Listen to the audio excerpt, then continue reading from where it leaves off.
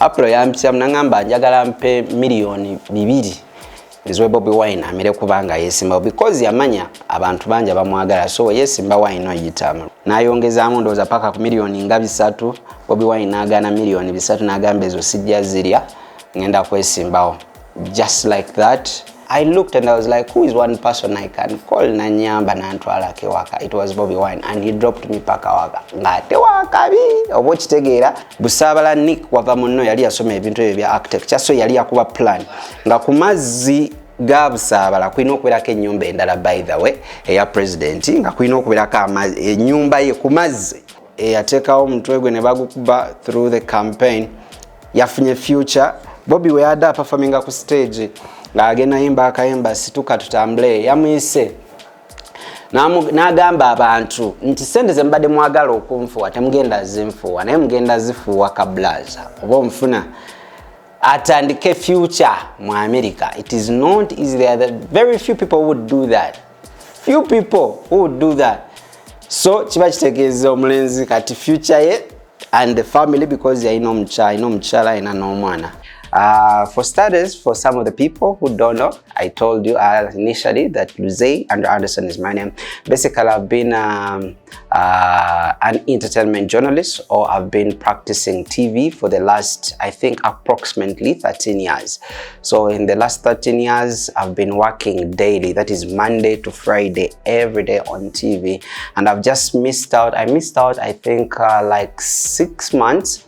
Then during the COVID period again, I missed like 3 months. So basically there are like 12 constant years of 12 years working on TV.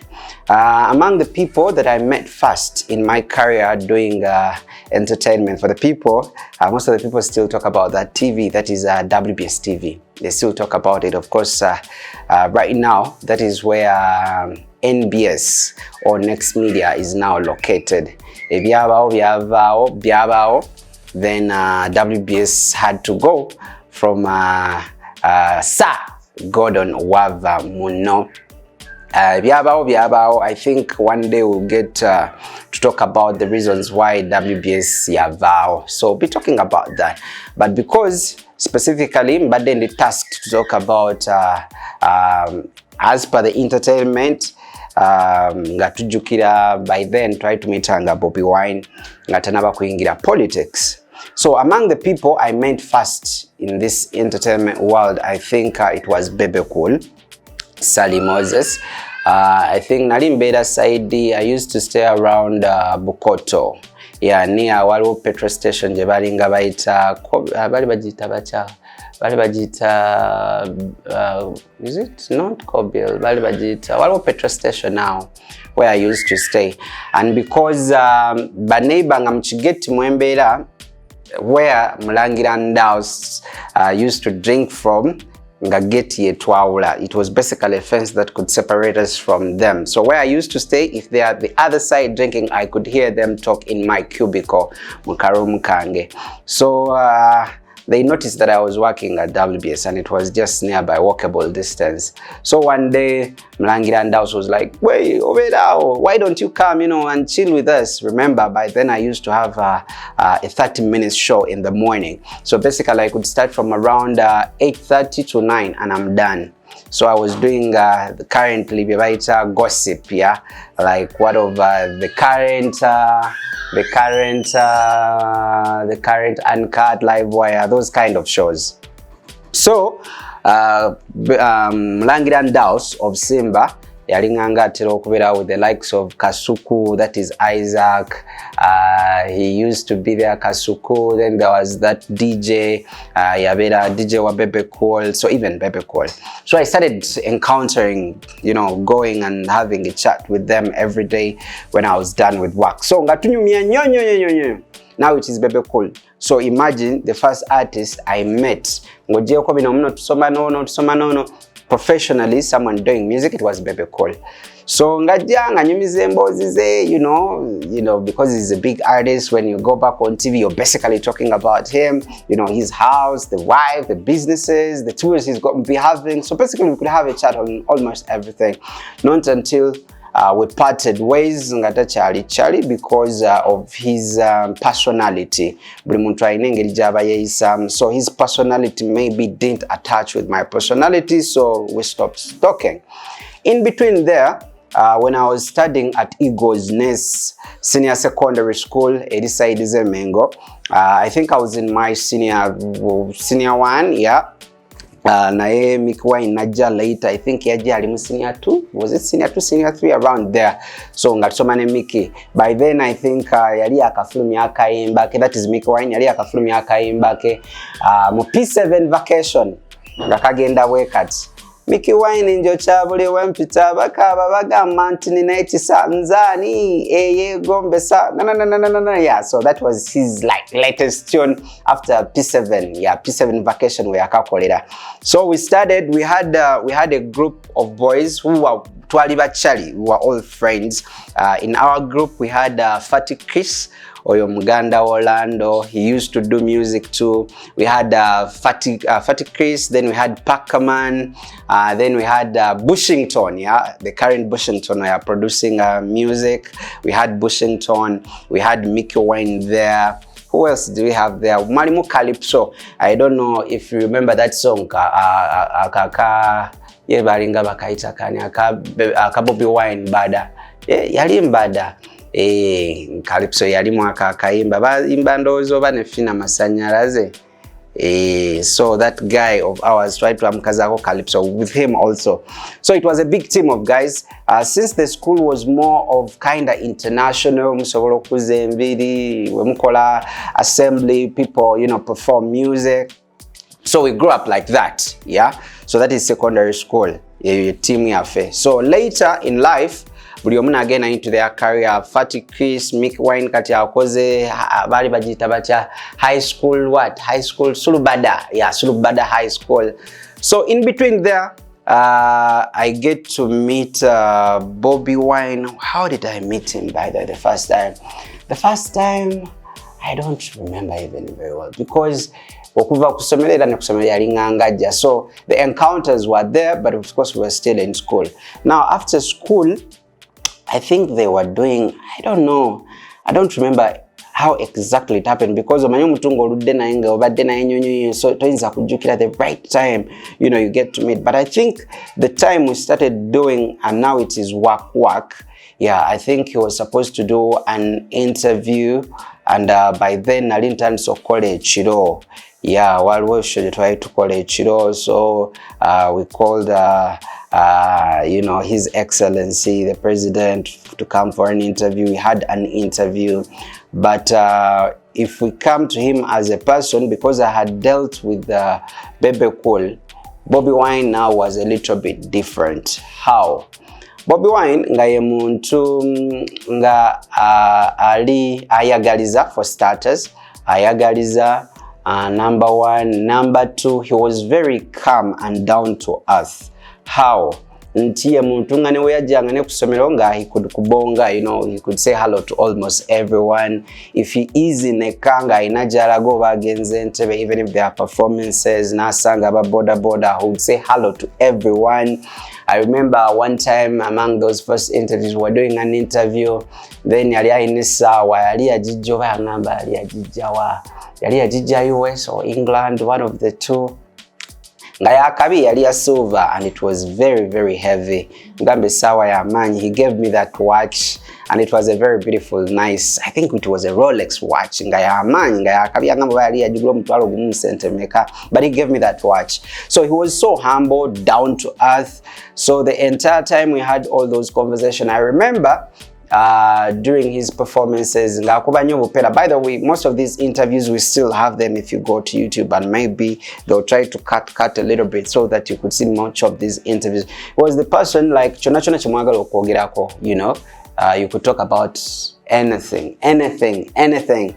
So what anko kuingira mu politics ngena boja because I cannot run it straight because encounters were very many. So how he enters politics, I don't know. There's a part here when they were with the Nubian, and then they were in the car from northern Uganda, and they were coming to Kampala, and then yaliko nga MP wa Kyadondo yavaako, that is Apollo Kantinti. I think most of you know Apollo Kantinti. Sometime back mumanyinge yali bawa Shamim Namawa. Shamim Namawa was like a sister to me. She's still like a sister to me, but it's been a while and we're not having a conversation. So Apollo Kantinti yali yesimbewa. I don't know what happened because I wasn't so much into politics. Apollo Kantinti ne bamujjako. So bamujjako. Then I remember Twaline Ali Mawale, the gentleman promoter based in South Africa. Ali Mawale was around. There was also other guys. I think Nubian Tealiwo, Ali Mawale, Chali Omlala, South Africa.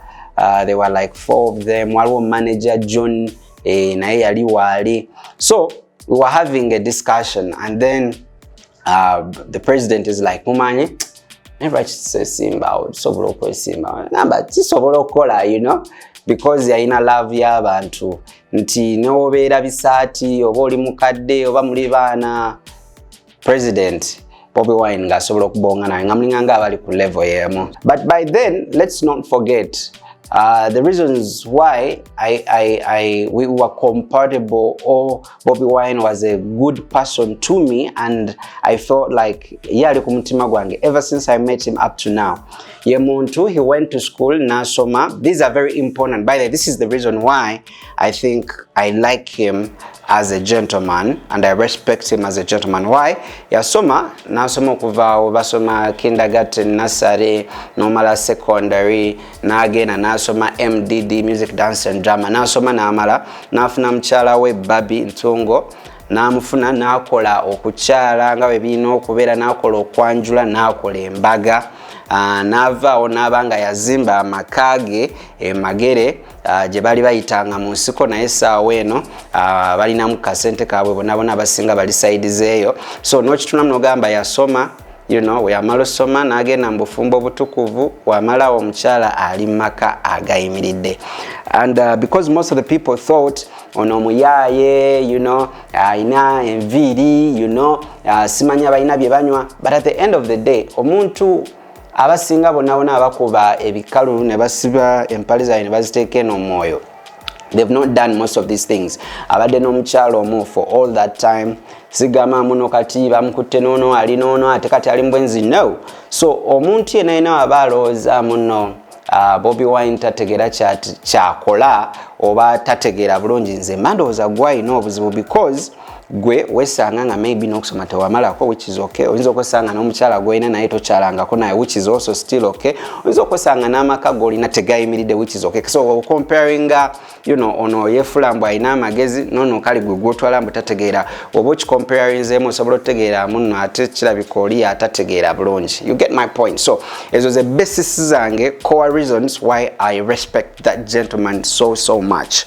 So in between our Gambia agenda kwesimbawo, I remember ono musajja before even politics he had his own money because even yali yabikola nga ye n'amakanga yagazimba dda nga ye nga ne Busaabala beach already yali yafunayo dda nga ye. I remember when it comes to Busaabala, omwana wava muno gwe bayita Nick wava muno yali yakuba plan yonna ya Busaabala, how Busaabala has to be, and I got a chance to see on what they call the blueprints. Blueprints atakitegeera kibeera ekipapula ekinene ba architecture kibabeera nakyo ne bakuba plan ekifo engeri gye kirina okubeeramu. Most of the people don't know Busaabala now. Those are how many years we are in, like 10 years ago. Busaabala Nick wava muno yali yasoma ebintu ebyo bya architecture, so yali yakuba plan nga ku mazzi ga Busaabala kulina okubeerako ennyumba endala, by the way, eya president, nga kulina okubeerako ennyumba ye ku mazzi, sigama muneno mabbali ku mazzi, munda mazzi munda eyo nga walina okubeerayo ennyumba ye ng'era ne plan yagwa. So I remember plan ezo bali bazi kubandoza emyaka nga mukaga. So we are counting, these things are like 10 years ago. So again we are going back like 6 years ago. Eyo plan we bali bagikuba Nick wava muno. So one day I was done with my show and I was home. Then President now I understand story chimbadde ndi wala nimukunonya Nick wava muno. nga plan yabula abajikuba emyaka 6 emabega naye kati nga yagala kwongerezaako kubanga azimba. So we had to look for Nick Wavamuno because I was working with WBS TV and the owner was Wavamuno Sir Gordon Wavamuno and oli mwana we Nick Wavamuno, so they thought it could be easy. Bali bamunonyeza for quite a period of time nga tebamufuna because he in our blueprint. So zali sawa ndozo banga mukago bamusambo kwekiro. We looked for Nick. Nitugende bisere byo silk club silk yali ekyaliwo. We had to go to Siriki because era muganda we jiraninga ngataliyo. We made phone calls not until we got Nick ngaliwe nitufuna blueprints ezo. So remember ali ampako kusawa and I was like this guy ategeera. So kati nenda bezo plan nenda bidadala omuntu nga wallahi ali straight. Then after seeing Nick nebeyongerayo kubanga bakuba plan eyabusabala and how it is supposed to be running. But even nanga tubyogerako his entire family jukira nasoma in senior 1 senior 2 Igosness Miki andike ekibina kimundo za maso. He was business oriented. Nga once in a while Bobi asobola ogende bweru wakoma nga avude mutuwazi najja n'engwe. Naye nga Miki bayinza omu olugoye, truthfully speaking nga empale kali katugeze ezo bi track suits. Nga muze Uganda bituufu ebyaddala nina kwa lwa mitwalo ng'esatu. Kati nga bamuleetere nnyingi muganda we nga naffe twagala ogulako. Naye nga Miki olugoye olw'emitwalo esatu oba ezo ebyo bi track suits eky'emitwalo esatu yagala kiguze emitwalo 10. And we are like, no, you get the point because nga exaggerating. But it was because of the business ideology they had them as a family. So I've seen that encounter. Now they are going to be building the other side.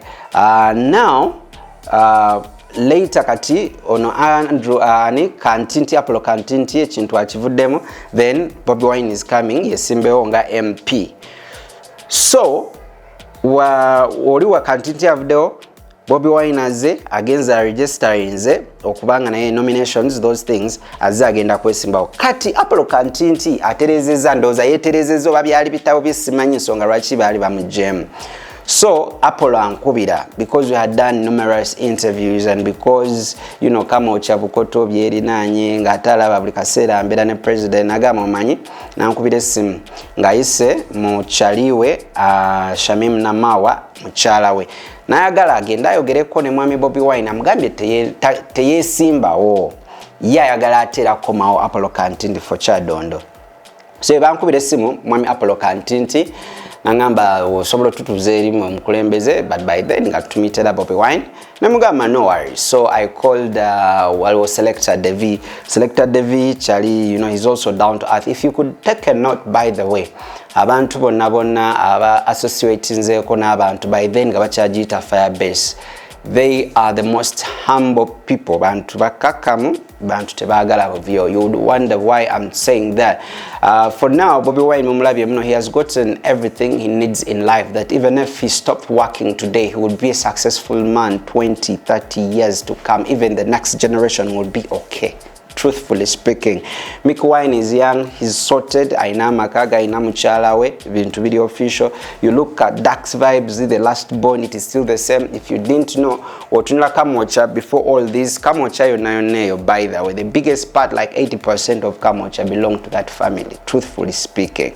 So, omwana asembayo, echechizimbe chisoka, obola bechitebe cha NUP, wechiri, cha National Unity Platform wechiri woyambuke no waguru ewasookera ddala kati va ku petrol station ola petrol station eyo weeri Kamocha ngoli wagura onge wali stage za taxi waliwo ekikubo ekikiira kati ekikubo ekitandikira wenyininyini awo okweyongera maaso.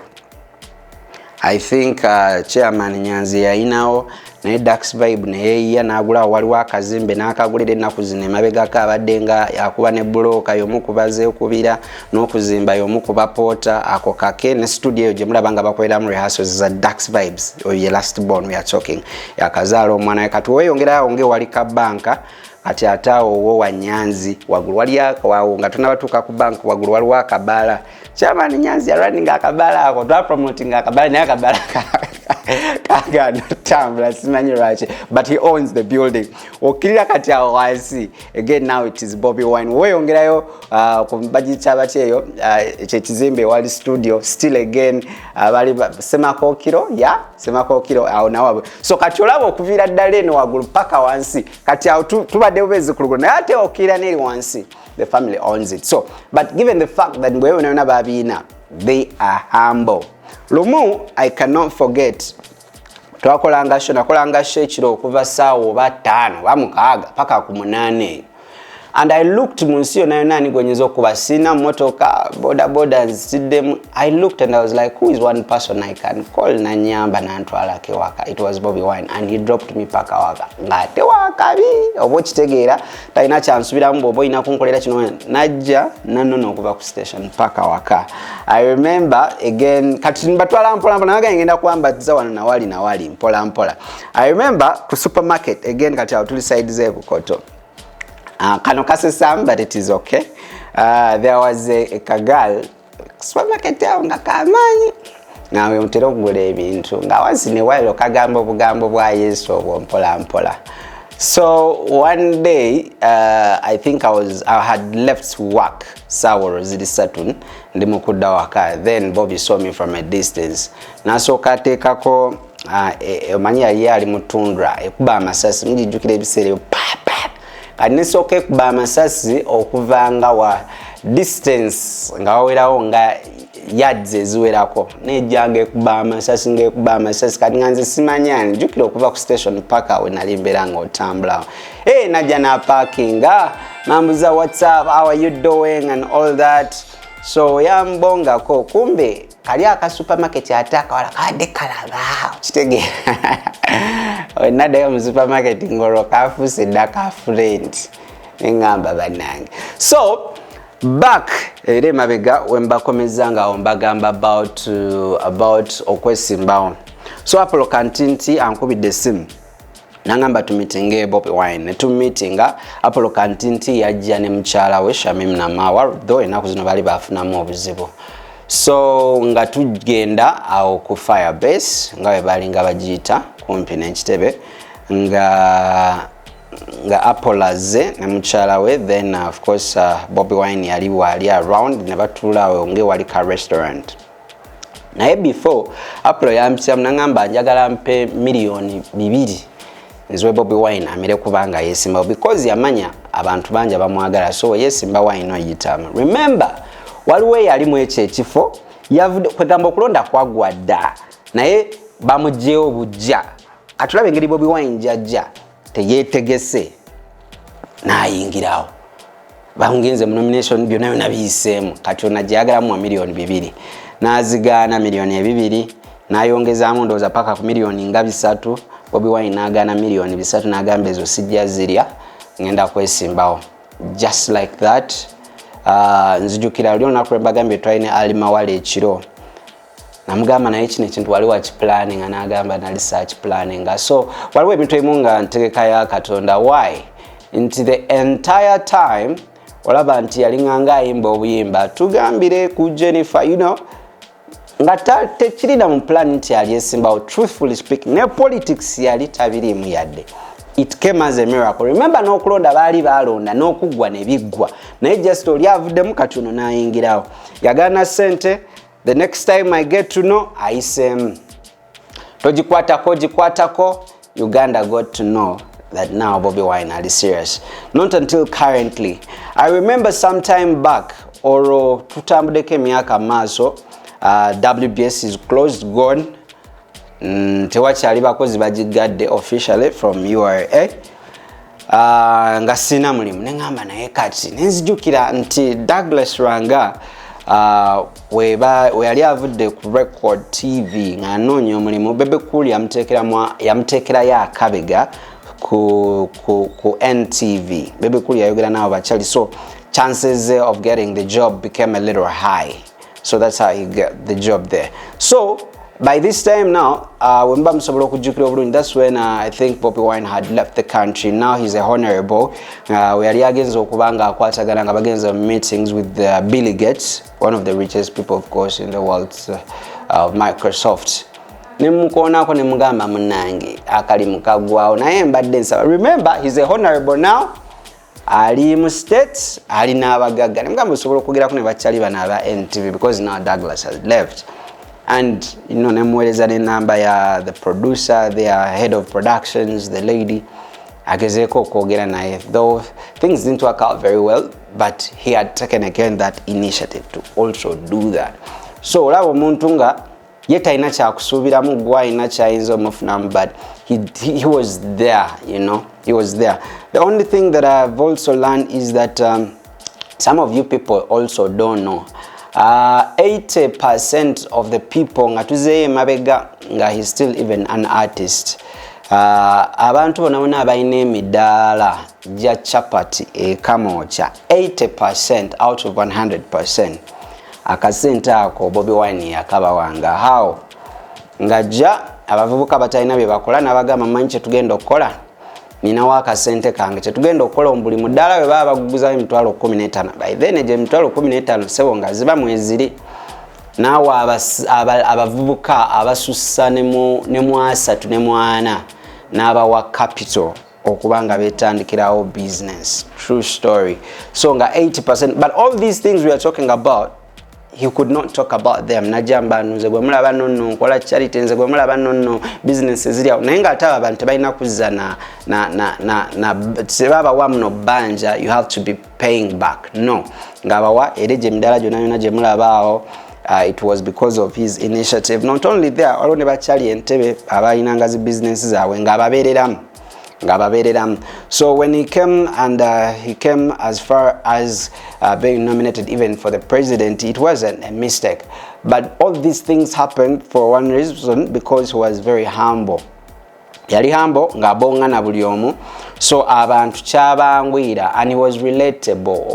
He was relatable nti ye muntu gw'obonga naye, of which it is by the way different from much of these other artists. Bebe Cool is not that kind of a people's person, yeah? Okola nonsense ajja kwisizaamu awo oba akuswaze n'okuswaza. When it comes to Bobi, waba anyiize reacting waine engeri gyakutunuulira ne weesortinga wekka nga tebalina na kyebagamya ayina engeri gyatunula wa. That's why most of the people bato interactinze naye kasita kutunuulira watyo oba olina okwetereeza.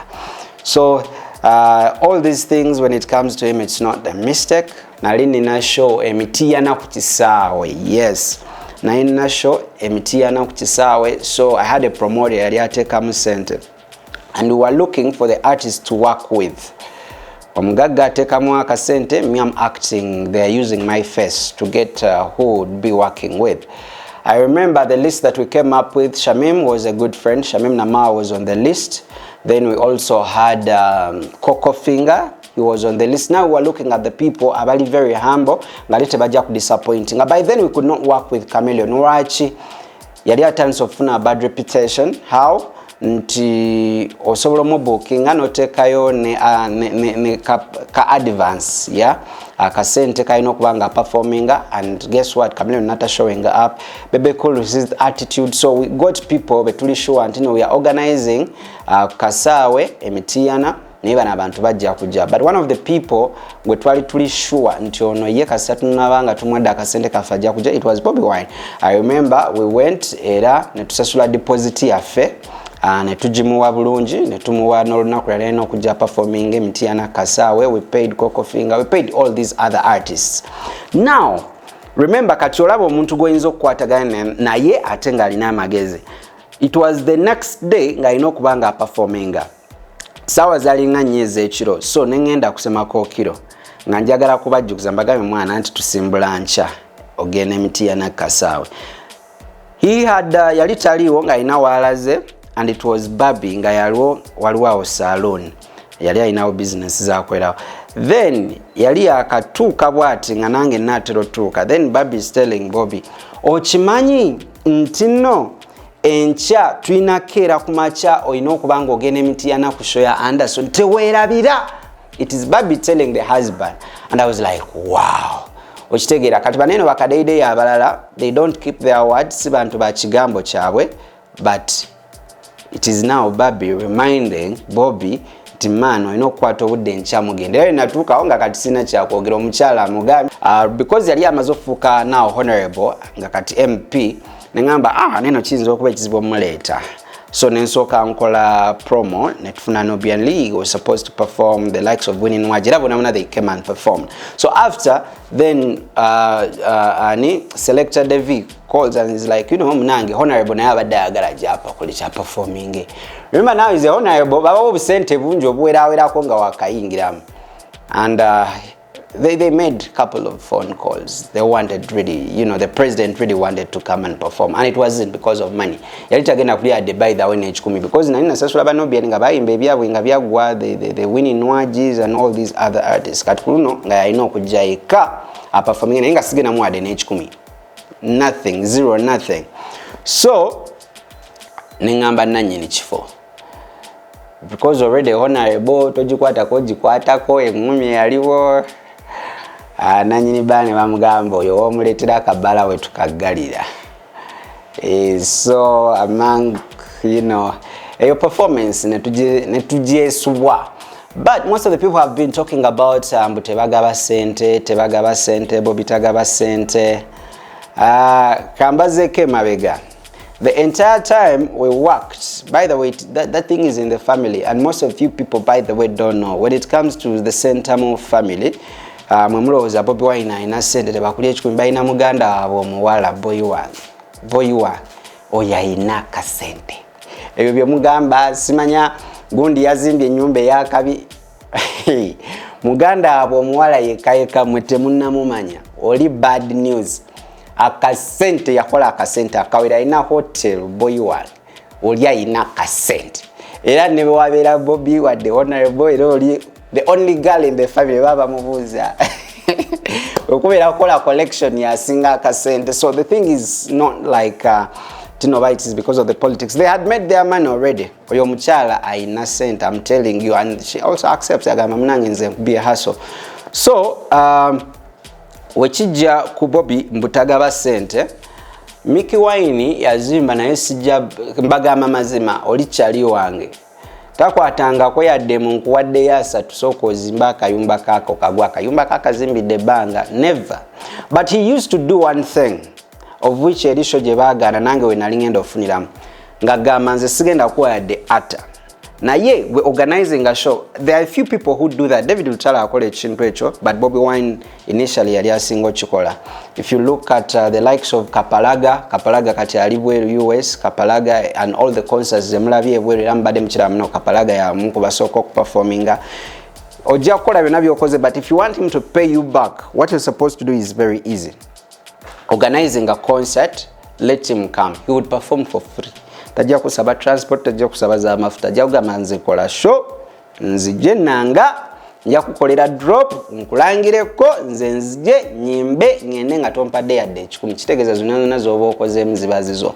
That's how Mickey got this starting capital. Okitegeeranga gendeyo mukyalo eyo mugamba talina hit bagendeyo mu byalo eyo ewala eyo Masaka simanya kitugumuwa n'atwalayo muganda we akasente akavaamu naye ne yeeyiya. So that's how, if you look at bamita Sharif oyo omulenzi gwe baakuba nga balina boy Ashraf we bagenze in this last concert in wabadde US when they were in Boston.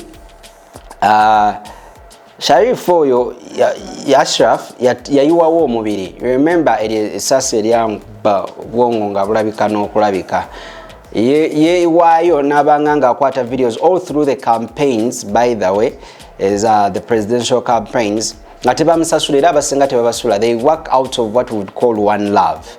Naye bagenze Boston, Bobi Wine did something very beautiful. You know, muntu akuwa future yo tukirize tugaane. When it comes to America, yemu kunsi ezikyasinza obwakabi mu nsi yonna webanga si esinga. Waliwo ensonga zizo, waliwo ekintu kye bayita cost of living and standard of living. You know, kati eyense ebintu ebyo ebisinga baabigonza. Basic needs of life oba osobola okusurvivinga. So omulenzi oyo yateekawo omutwe gwe ne bagukuba through the campaign yafunye future. Bobi we yadda performinga ku stage nga agenda yimba akayimba situka tutambule yamuyise n'agamba abantu nti sente ze mbadde mwagala okunfuwa temugenda zinfuwa naye mugenda zifuwa kablaza oba omufuna atandike future mu America. It is not easy. There are very few people who would do that. Few people who would do that. So kiba kitegeeza omulenzi kati future ye and the family, because yalina omukyala alina n'omwana aba ali sorted together with other advanced medical attentions. If you look, everyone who has associated themselves buli muntu nga abeereddemu the center mu family. While family munaye nga ziri blessed. Si mu bubi, by the way. Si mu bubi, yeah? Now they are blessed. Everyone who has associated with these guys in one way or the other bafunyemu. Wotunula nolaba kali sigenda kwogera amanya because galbalenda gamba kati gundi yandibaddewa but bona bafunamu in one way or the other, not in cash but platform joba ofunye boy wange ebe kumala to sort yourself for the rest of your life. Kati ane amanyi oyo omulenzi oba yandibadde naye kati agenda kubeera mu America nga buli kimu kiri sorted because of the time that they really sacrificed. Unless otherwise, because of okubojja wetudda wali in the last video, for the people who didn't watch, abali bewonya amanyi Josh yali ku camera, abali bewonya ngeri Chameleone jakola music. Kati I've been to studio nga Chameleone recording like thrice nga recording a music way, and I noted Chameleone ebigambo ebyo byayogera olima ne lukunyumira ne lutwala ekiseera kiwamu nnyo ye ebigambo bye ebiseera ebisinga bijja mu Bible. Waba recording a music way abeera ne Bible Holy Bible n'asomamu, so n'afuna quotes ezo nga tagamye mweno verse gundi chapter bweti n'abikozesa mu nnyimba ze lwakuba ebigambo bitukuvu they can last a lifetime. So kyobulaba ebigambo ebisinga like the biggest percentage, like 60%, are the Bible. And for the people who know the Bible very well, if you listen to some of those words, you will know where they come from in the Bible. So chovola music around. I only wanna jambo kati Ebola naimba Ebola batutadde simanya kati simanya local down. Those are words. Chijja ekigambo ekyo chijja ne kibeerako ne kivaawo. So it is the same. Naye kati ye Chameleone biva mu Bible ne birwawo. Olaba ensonga lwaki nti my Bible ejja ku inspire nga. Kati when it comes to Bobi, it is different. He doesn't use the Bible. But I think he did Luganda at any one point where ali asoma. Ayina okubanga yasoma Luganda. Bobi Wine yasoma Luganda, yagalagana yasoma Luganda. Ne basoma obutabo obwo, okitegera obwo bw'Abaganda, simanyi olwamala, Nambi, kati owa Nambi, simanya bikoze bitya.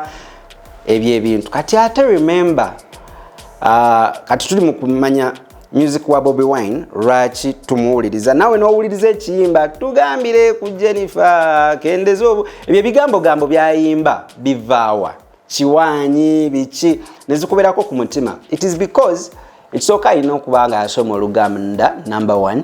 Number 2, yabeera nnyo n'abakadde. Abakadde nga onogamba omwana nga yakula ne jjajja wanajje ewaka ayinza obasaba ku kikookoma nga agenda mu toilet. Omanyi oyo ayina okubanga ayagala bagiyita batya simanya omuwumbo omuwumbo gw'emmere. Omanyi ono ayina okubanga abadde ku mukyalo. So aba ayina engeri gyakolamu ebintu nga biri different. So yakola Oluganda n'abeerako n'abakadde, then n'asoma obwo obutabo n'emboozi z'okukyalo. Ate emboozi z'okukyalo ezo lwaki music oyanyuma na lwaki gwe omwagala nga naawe tomanyi lwaki omwagala n'ezo ennyimba zayimba nga ozaagala omuntu ng'olimu akontu oba ng'oyagaliza ensi ezo ennyimba ne zikolera is because ebibeerawo daily life ebibeerawo n'ate n'abigattamu engero oba okitegeera engero ezaaliwo ez'Oluganda then n'abigattamu bino ebyabataka ku kyalo oba okitegeera.